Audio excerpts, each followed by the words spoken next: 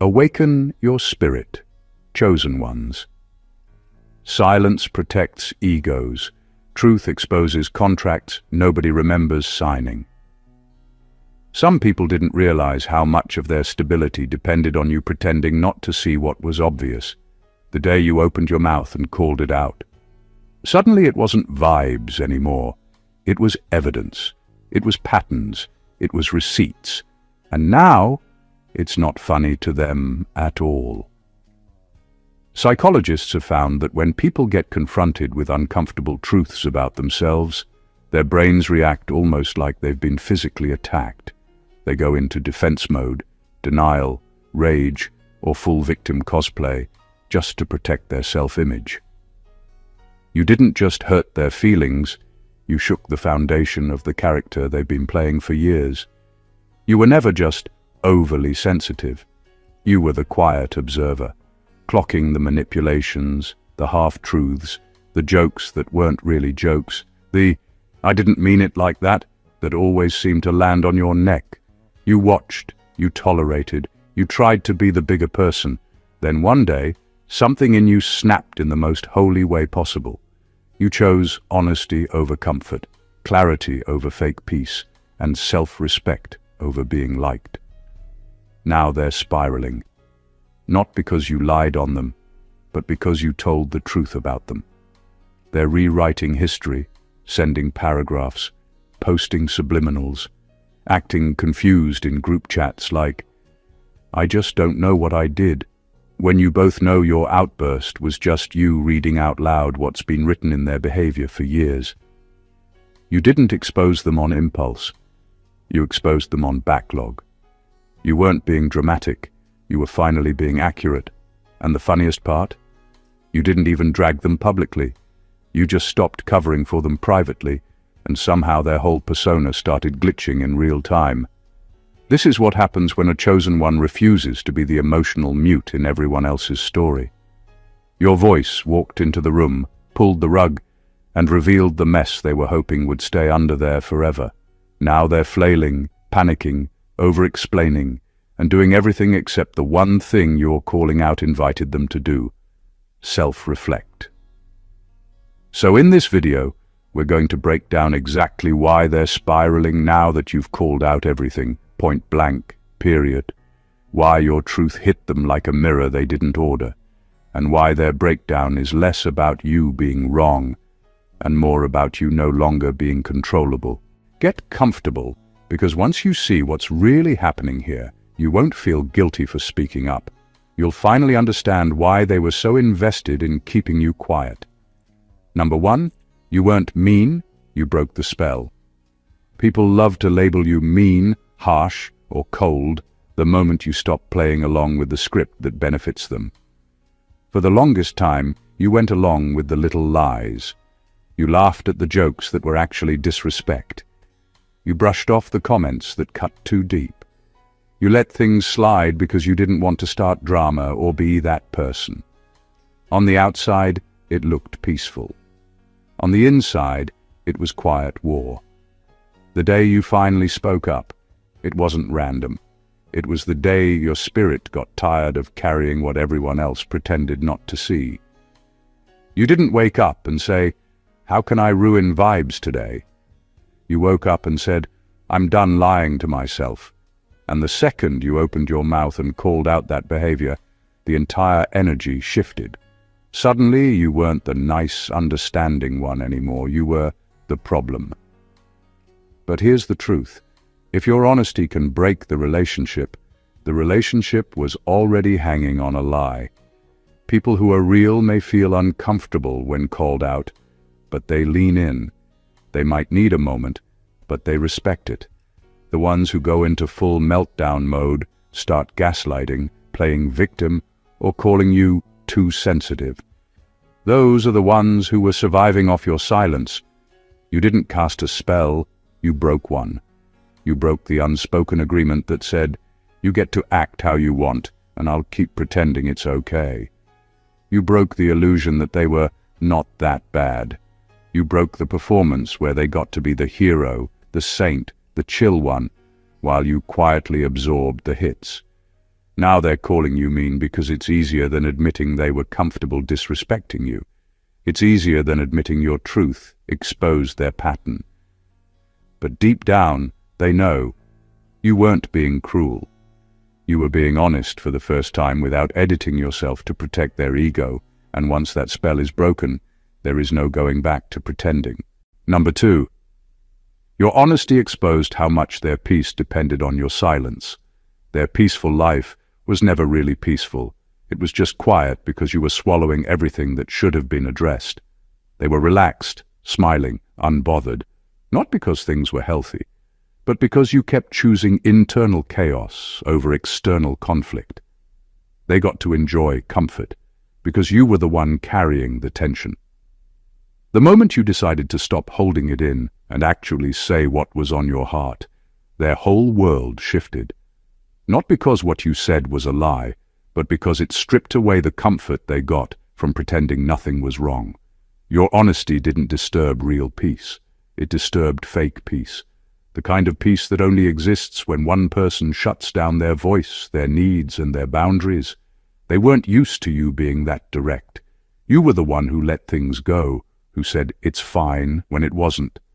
You were the one who gave second chances, third chances, and quiet forgiveness that nobody even asked for properly.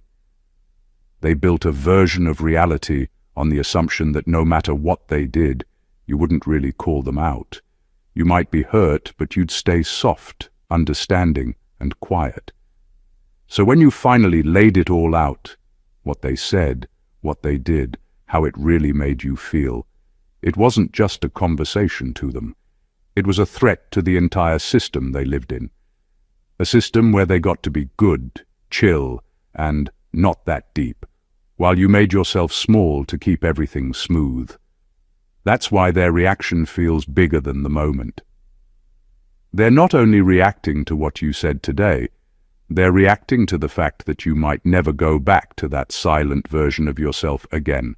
That scares them, because if you stop editing yourself to protect their calm, they have to either grow up and face their behavior or lose you.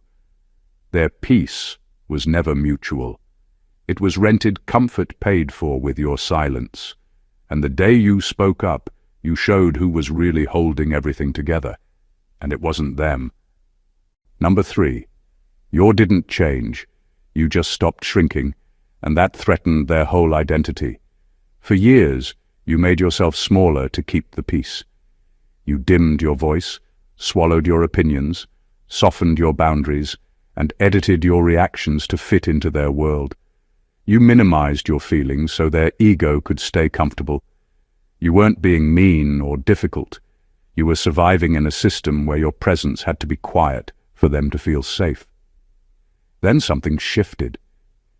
You didn't suddenly become someone else. You didn't wake up and decide to be harsh or cold. You simply stopped shrinking. You stopped apologizing for existing the way you exist. You stopped softening your truth just so they could keep thinking the world revolves around their comfort. You stopped hiding your reactions, your needs, and your clarity. You stopped bending, and in that act, you became unrecognizable to them, not because you changed, but because you finally matched your space and energy to reality. And that's when the panic set in. Their identity depended on you being the smaller one, the quiet one, the one who could be molded or ignored without consequence. They built a version of themselves around your submission, the generous friend, the patient partner, the good person who always had it together. That version only worked if you stayed muted. The second you stopped shrinking, the carefully constructed illusion cracked. Suddenly they were forced to face the reality that they had been coasting on someone else's restraint. Their meltdown isn't about you being too much. It's about them realizing that the dynamics they relied on are gone. The comfort of having someone constantly adjust to their ego, excuses, and manipulations has vanished. And that's terrifying for them because their identity was never complete. It was propped up by your silence. You didn't need to change to shake them. You just reclaimed the space you've always deserved. Your presence, unapologetic and fully aligned with your truth, isn't a threat to you. It's a mirror that forces them to see the gap between who they pretend to be and who they actually are. And that realization, that's what makes them spiral. Number 4, their meltdown is proof you touched the exact wound they swore nobody could see. The way they reacted to you wasn't random, and it definitely wasn't about just that one comment. When someone completely loses it over something small, it's rarely about the surface issue. It's about the deep, unhealed thing your words accidentally or intentionally landed on. That's why their reaction felt so big, so dramatic, so out of proportion. You didn't just hit a nerve, you hit the nerve. They've spent years building a version of themselves that feels safe to look at. The good person, the supportive friend, the easygoing one. They've convinced themselves and everyone around them that they're fine, they're self-aware, they're doing their best. But underneath that image sits a wound. Insecurity, shame, jealousy, guilt, abandonment, or straight-up selfishness they refuse to acknowledge.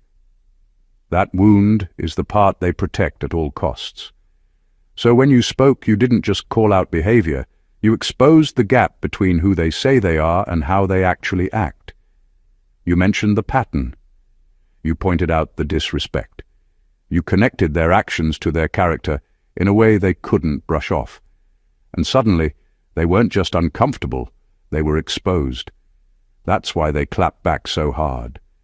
That's why they tried to flip it on you, make you look crazy, too sensitive, or overthinking everything. That's why they cried, yelled, went cold, started telling people you attacked them. It's all defense. It's all cover. Because if they sit with what you said for even 2 seconds without deflecting, they'd have to admit, you weren't being cruel. You were being accurate. People don't shake, rage, and spiral over things that don't touch something real. If it was truly nothing, they'd laugh it off, correct you, or have a calm conversation. Instead, they went into full emotional lockdown because your words hit the exact spot they've been avoiding in themselves. Their meltdown isn't proof that you crossed a line. It's proof you crossed the line they drew around their favorite lie. And deep down, whether they admit it or not, that's exactly why they can't stop thinking about what you said. Number 5. You didn't ruin the relationship. You removed the emotional discount they were living on. For the longest time, they were getting the best of you without giving much in return. You gave time, attention, patience, forgiveness, and understanding while they contributed little, sometimes almost nothing, to keep things balanced.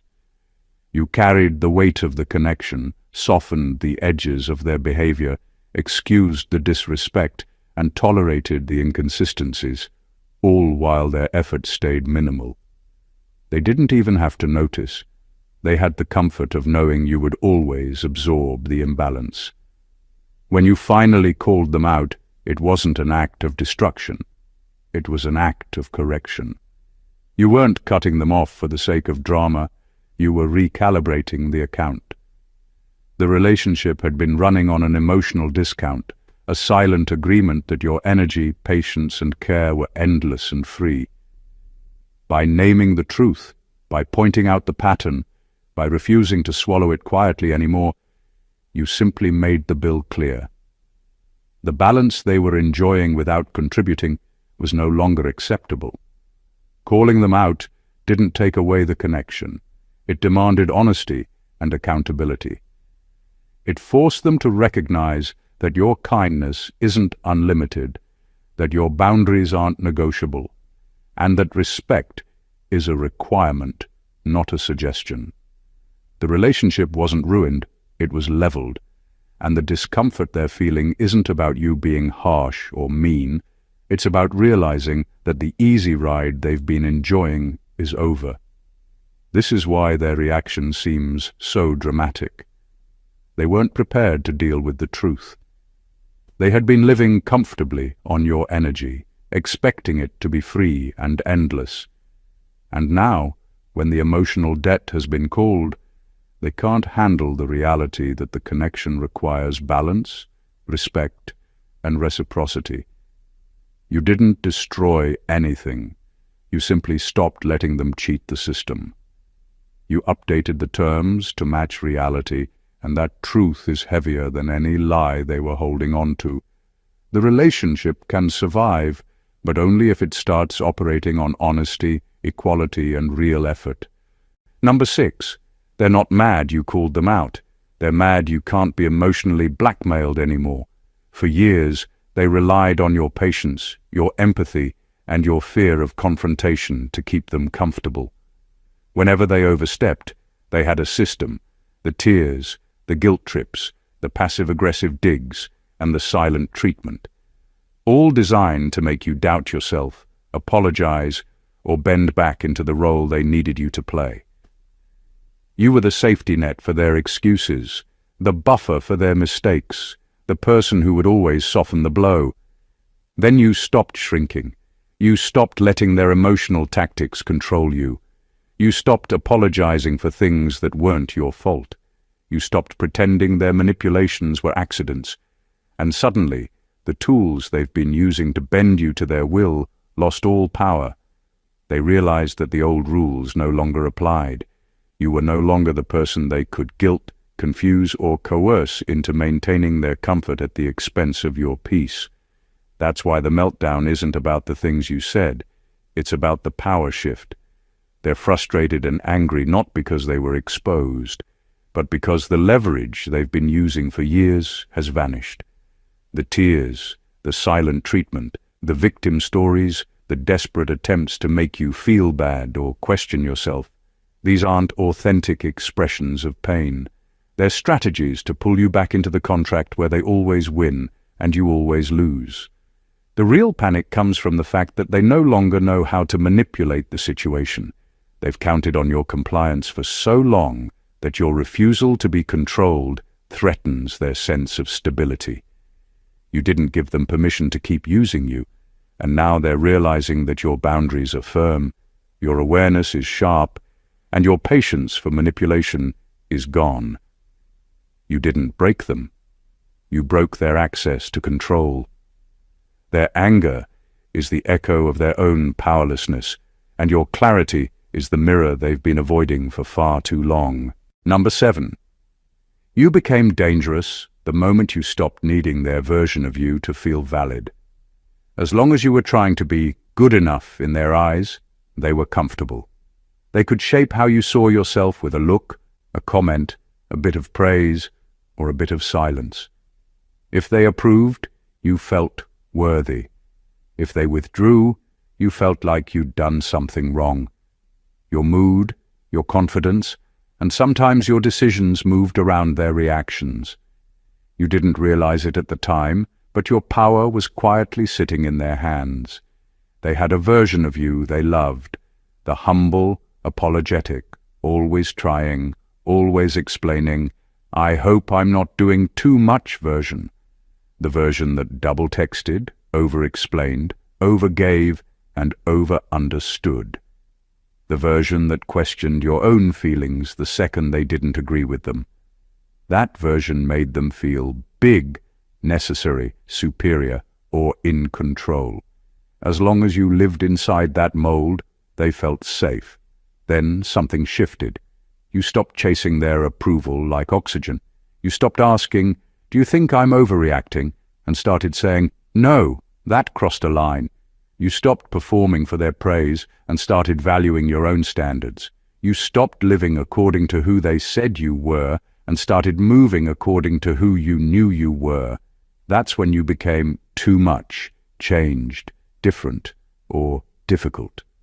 Not because you became a worse person, but because you stopped being a controllable one. When you reclaimed your power, your self-worth, your voice, your identity, their grip loosened. They could no longer rewrite events and expect you to agree. They could no longer label you and expect you to wear it. They could no longer decide you're the villain and expect you to grovel to clear your name.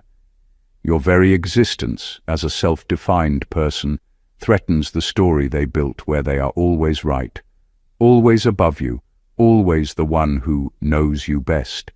You took back the pen, and now their version of you is no longer the default. That's why they're unsettled. That's why they're spiraling. You didn't become dangerous because you turned dark or bitter. You became dangerous because you woke up, stood up, and decided, actually, I'll decide who I am from now on. And nothing scares a controlling person more than losing the power to define you. Number 8. There, you're overreacting is code for you noticed what I was getting away with. For years, they've relied on subtle tricks to maintain control while keeping their conscience, or at least the public version of themselves, intact. Little lies, small manipulations, and repeated disrespect become habits when no one calls them out. They operate under the assumption that you'll absorb, excuse, or rationalize their behavior. The moment you stop doing that, their carefully constructed narrative collapses. Saying you're overreacting isn't about your reaction. It's about their fear of accountability. It's their final line of defense when the truth lands too close to home. By minimizing your experience, they try to rewrite the situation in their favor. Suddenly, it's not them who crossed boundaries, it's you who took it too far. They hope that if they can make you doubt your own perception, they don't have to confront the fact that for years they were comfortable letting you suffer quietly while they got away with whatever served them. What's terrifying for them is that your clarity exposes the pattern they've hidden from themselves. Every comment, every action you call out, every boundary you assert is a mirror reflecting exactly how much they relied on your silence. When they attack your reaction, they're desperately trying to close that mirror before they're forced to face it. They're panicking because the truth isn't just inconvenient, it's undeniable. Their defense mechanisms aren't subtle, they're almost predictable. Minimize, gaslight, distract, blame. Anything to avoid holding themselves accountable for what you endured silently. The moment you stop letting them rewrite reality, the only option left for them is confrontation with their own behavior, and that is uncomfortable, terrifying even, because it means admitting they were complicit in their own comfort at your expense. You didn't overreact. You didn't lose perspective. You simply woke up to the reality they hoped you'd ignore forever. Your truth isn't dramatic, it's accurate. And that accuracy is what scares them more than anything else. Number 9. You didn't expose them to be petty. You exposed them so you could stop lying on their behalf. For the longest time, you were their quiet damage control. Anytime they messed up, you were the one smoothing things over, explaining their behavior to others, translating their disrespect into, they're just stressed, turning their patterns into, they didn't really mean it like that. You weren't doing it because you loved lying.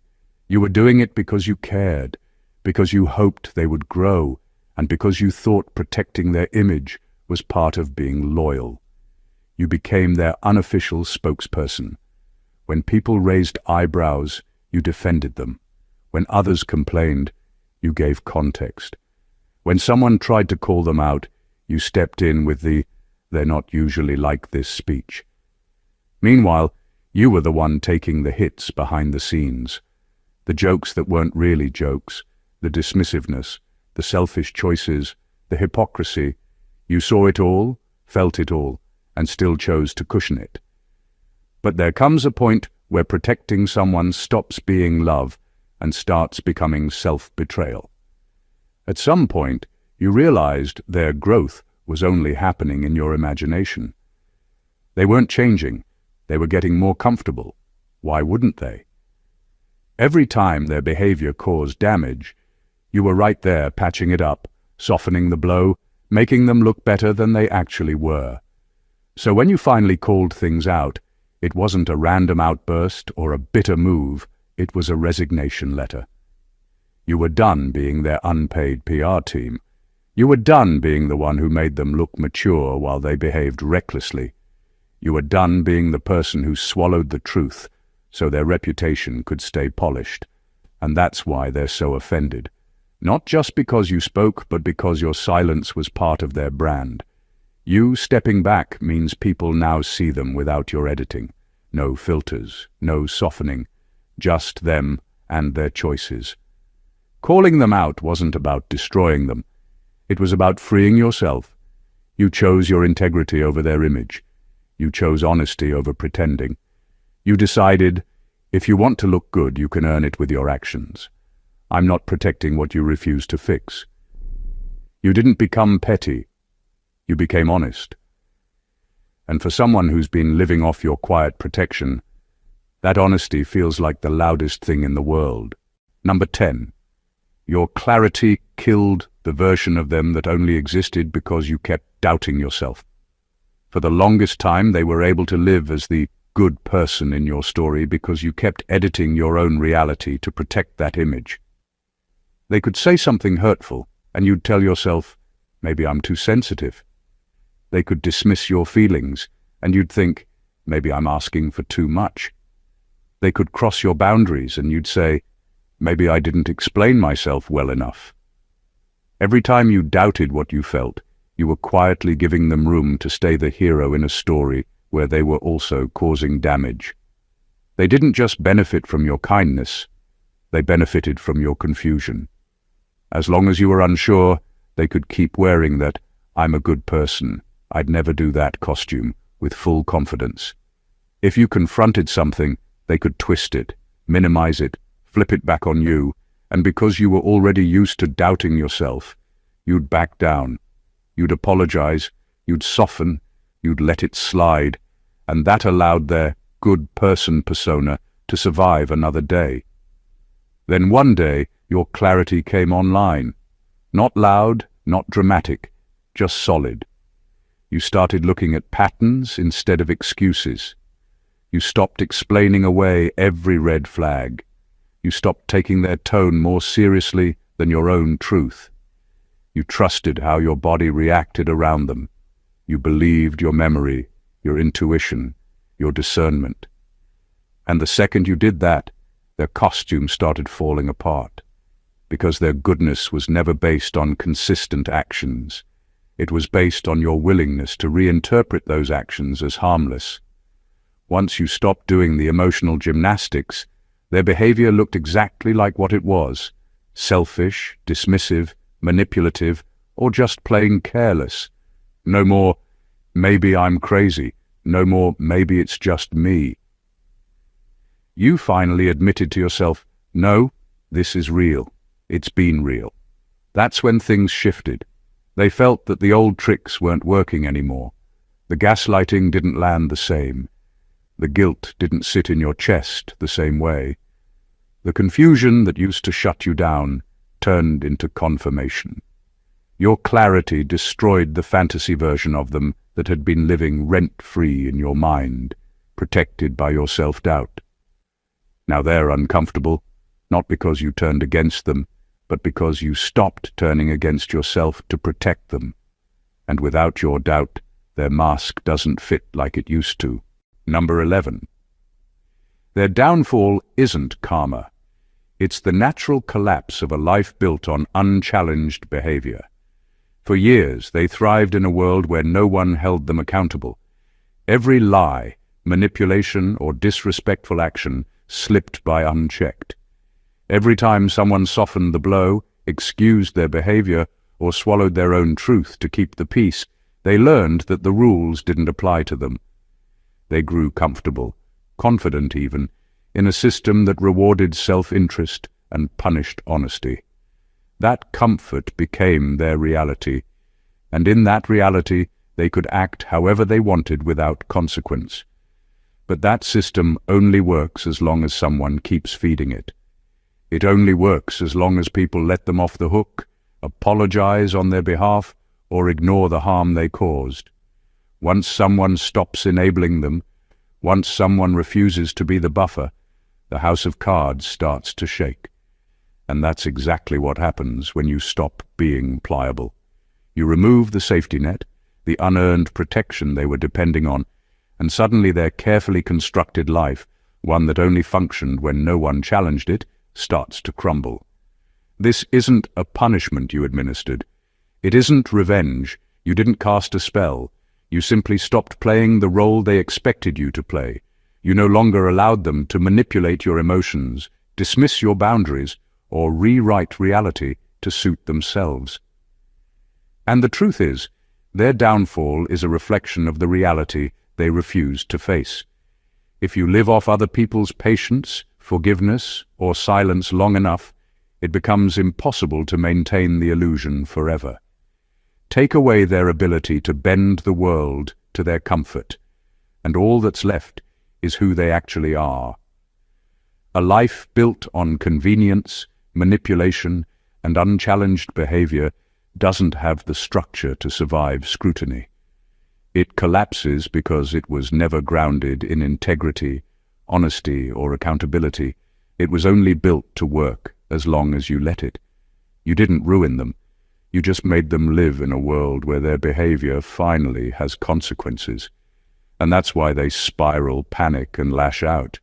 They are meeting themselves for the first time without the crutch they've been leaning on for so long. Number 12. You didn't go too far. You finally matched your words to the pain you've been hiding in your body. People love to say, you didn't have to say all that, but what they don't understand is that all that has been sitting inside you for years. That one moment where everything came out raw and unfiltered wasn't about a single event, a single comment, or a single day. It was the pressure of everything you've been swallowing, shrinking, and silencing finally reaching a point where it couldn't stay trapped in you anymore. You didn't explode out of nowhere. You overflowed from somewhere very real. For the longest time, your body has been carrying the truth your mouth was too scared to speak. The tight chest after a disrespectful comment. The knot in your stomach when they dismissed your feelings. The headache that showed up every time you had to be in the same space with them and pretend everything was okay. You called it stress, tiredness, or overthinking. But it was your body storing every unspoken boundary, every ignored hurt, every time you let something slide to avoid conflict. So when you finally spoke up and everything came out, every example, every pattern, every buried memory, it wasn't an overreaction. It was alignment. Your words finally caught up to what your body already knew. You weren't being dramatic.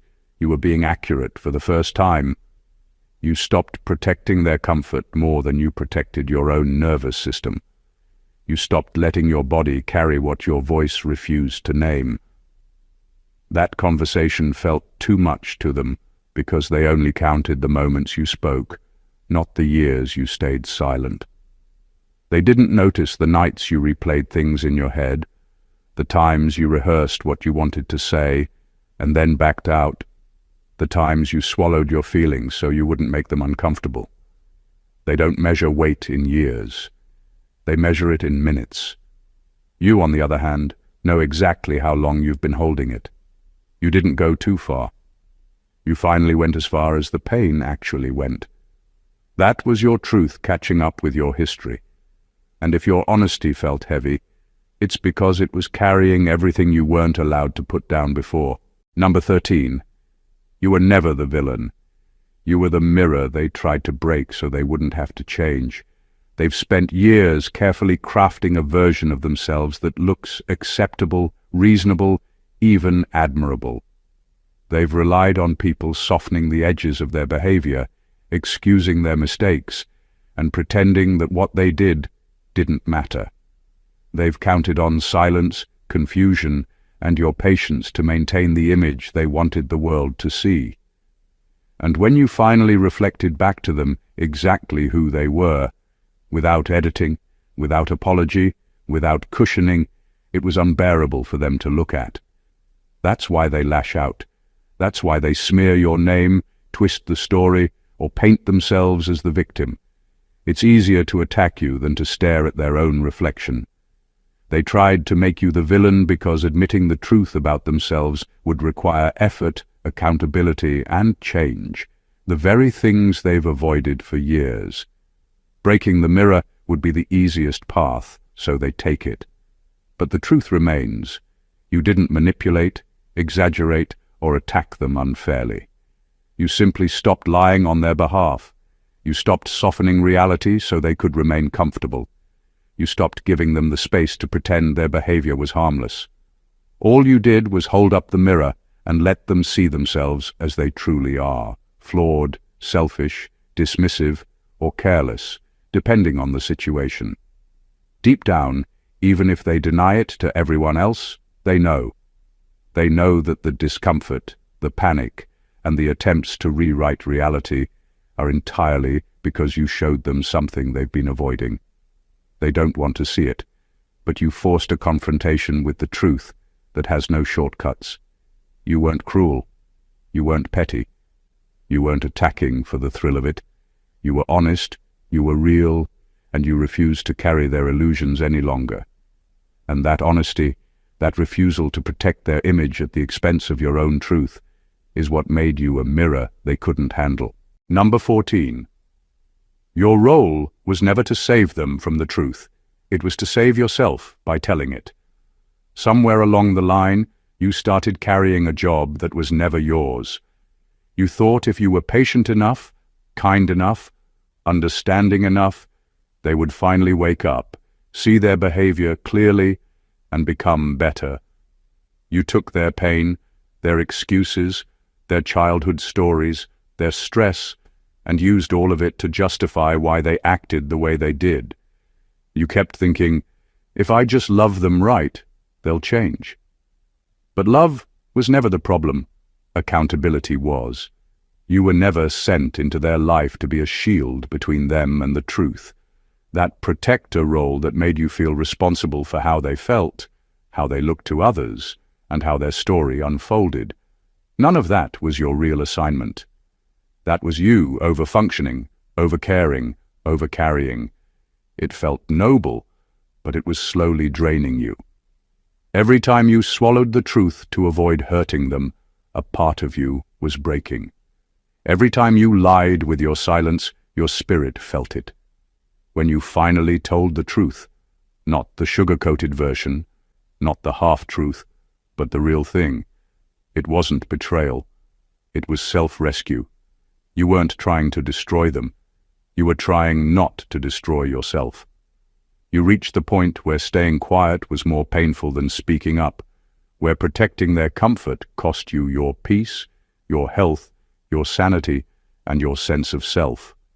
You weren't chosen to be their emotional trash can, the one they dump on and never listen to. You weren't chosen to stand on the sidelines as a silent witness to your own mistreatment. You were chosen to wake up, see clearly, and walk away with your soul still intact. That doesn't mean you're heartless. It means you finally realize that your life is not a sacrifice zone for someone else's refusal to grow. If their world starts falling apart without your silence, your protection, or your constant emotional labor, that's not you being cruel. That's just reality catching up. You didn't curse them. You just stopped cushioning the consequences. Your job was never to save them from the truth. Your job was to stop abandoning yourself for it. The truth is simple, but few are brave enough to live it. Calling someone out, standing firm in your boundaries, and refusing to shrink for the comfort of others is not cruelty. It's clarity. Every meltdown you've witnessed, every tear, every gaslight, every attempt to make you doubt yourself is proof that you did exactly what you were meant to do. You didn't become mean. You became real. You didn't destroy a relationship. You corrected the balance. You didn't go too far. You finally matched your words to the weight of the unspoken truth you've carried for years.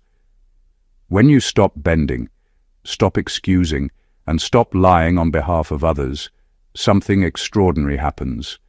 You reclaim your power, your peace, and your reality. The discomfort, panic, and spiraling reactions you face from others aren't signs that you were wrong.